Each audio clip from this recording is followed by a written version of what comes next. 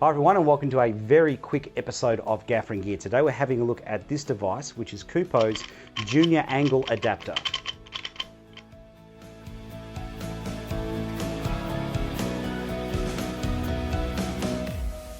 Alright, so before we start covering off the adapter, I'll just give you a bit of background as to how this came into existence. So a while back I did an episode on softboxes. And one of the things I was saying was some lights you can't tilt the softbox. And one of the solutions I gave was a offset or angle adapter. So this is a 45-degree angle adapter. So it puts the light out at 45 degrees from the light stand. Now that has the advantage that you can tilt the light down, but it has the disadvantage that you can't rotate the softbox from horizontal to vertical. Now you can also get these in a 90-degree angle.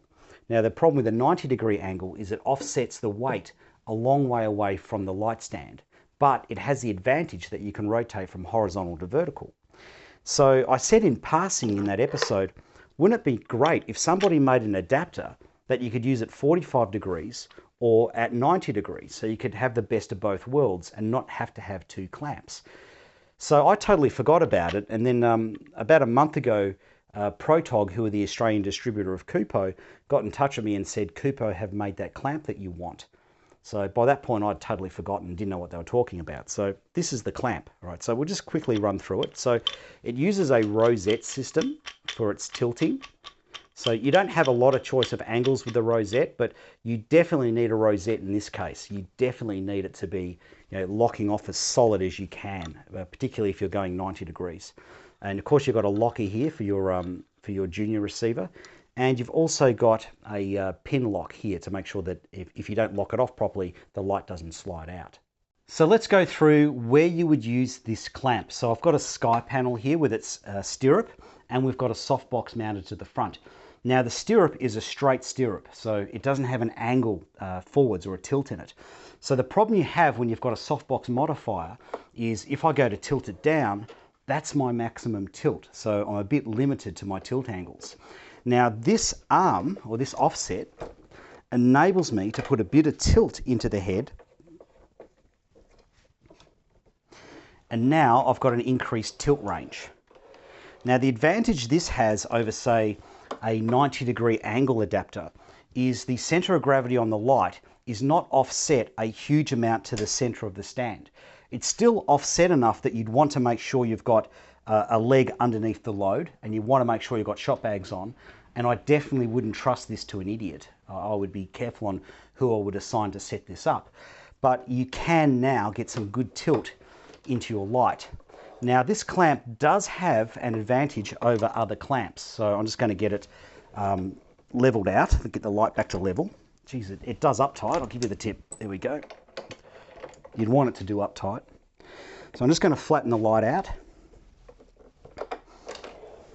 Now if you've got a light that doesn't have a ball mount option, sky panels do, but if you've got a light that doesn't have a ball mount option and you want to swing the softbox from horizontal to vertical, you can do it with this clamp.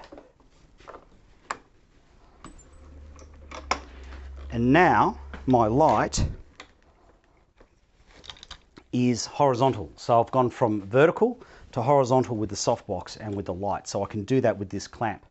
Now if I was doing this for real on set, I would take the PSU off, okay, just to reduce the weight. But the reason I kept the PSU on is to show you that it can operate in this mode with a fair bit of weight. So the sky panel with the PSU comes in at about the same weight as a Aperture Nova P600, which will be getting released soon. And the Aperture Nova P600 doesn't have a ball mount option, so this could be very handy for rotating horizontal to vertical. Now I do have a little bit of tilt option here, but not a great amount.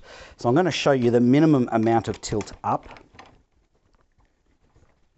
Okay, so that's the minimum amount of tilt up. I can't go in between. And this is the minimum amount of tilt down.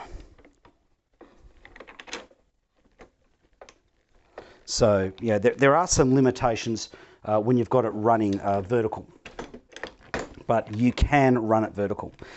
Now, when you're running it in this way vertical, it is a long way offset to the stand. So you definitely want to be under a leg. You definitely want a good spread on your legs. You definitely want a steel stand, and you definitely don't want to be a long way up. Okay, you just sort of want it at body height, at human height. Now, I just want to show you something to be aware of with it. Not only is the weight offset this way, but the weight is also offset to the side of the stand. Okay, so it's not offset a huge amount, but again, if you've only got alloy stands, I wouldn't use this clamp at all.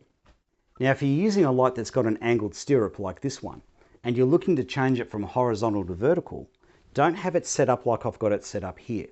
All right, so what have I done wrong? Well, I've got it orientated so that the angle in the stirrup moves the center of gravity of the light away from the center of gravity of the light stand.